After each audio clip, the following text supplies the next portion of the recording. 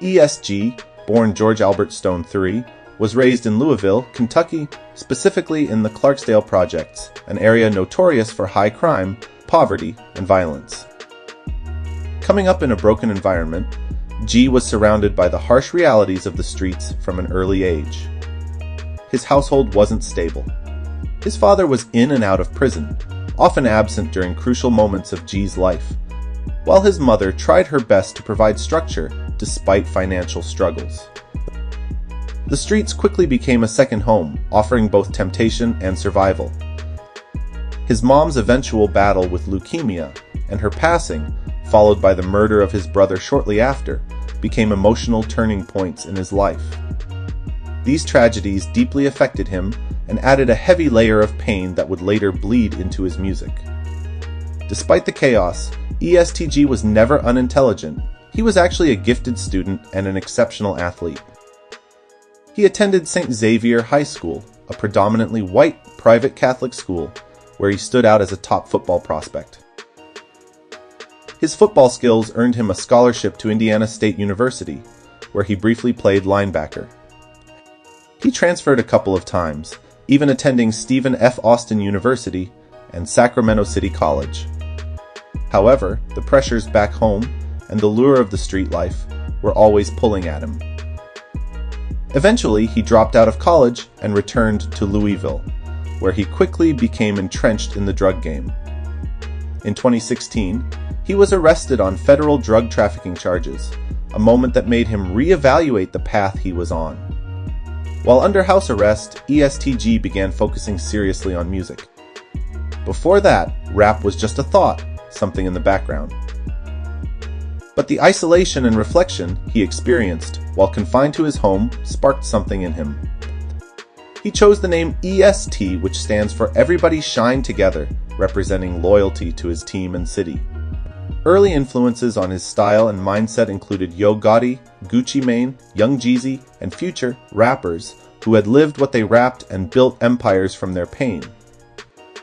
Gee gravitated toward that same gritty storytelling.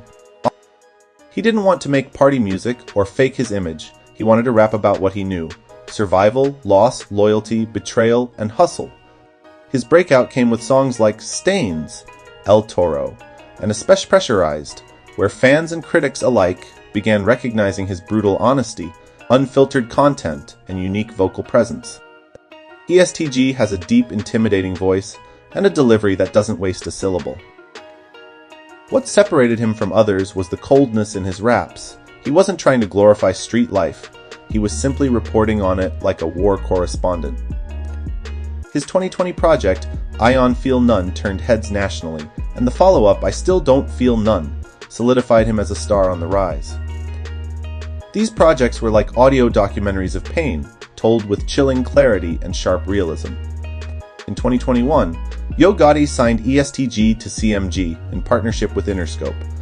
It was a major co-sign. Gotti had an eye for authenticity, and Gee was one of the most authentic street rappers of his generation. CMG already had artists like Moneybagg Yo and 42 Dugg, and adding Gee gave the label even more credibility in the streets. Gotti said in interviews that Gee reminded him of a younger version of himself, raw, hungry, and unapologetically real.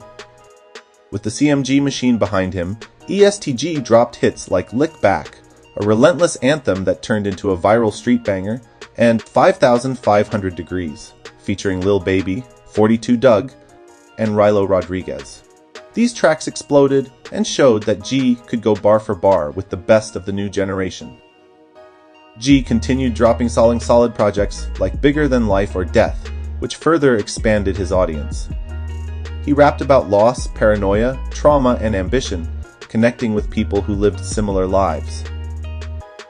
His music also served as motivation for people still stuck in the trenches, proof that someone from the bottom could still shine. He wasn't flashy or animated. He kept a poker face in interviews and on stage, letting the music speak for itself. Although EST Gee didn't have publicized beefs in the rap game before rising to fame, his lyrics suggest he dealt with real-life issues and deep-rooted city conflicts prior to stardom. He was never one to name drop or chase headlines. His music always leaned more toward reflecting than instigating. That mystery and silence made him even more intriguing. Behind every bar, fans knew there was a real story. In a genre often flooded with artists who fake their background for fame, EST Gee stands out as someone who raps because he's lived it. Every bar comes from experience. Every project carries the weight of someone who's seen too many funerals, dodged too many bullets, and walked away from too many near-death moments. He represents a lane in hip-hop that isn't about gimmicks or dances, it's about reality. And for EST Gee, that reality made him one of the most respected street rappers of his era.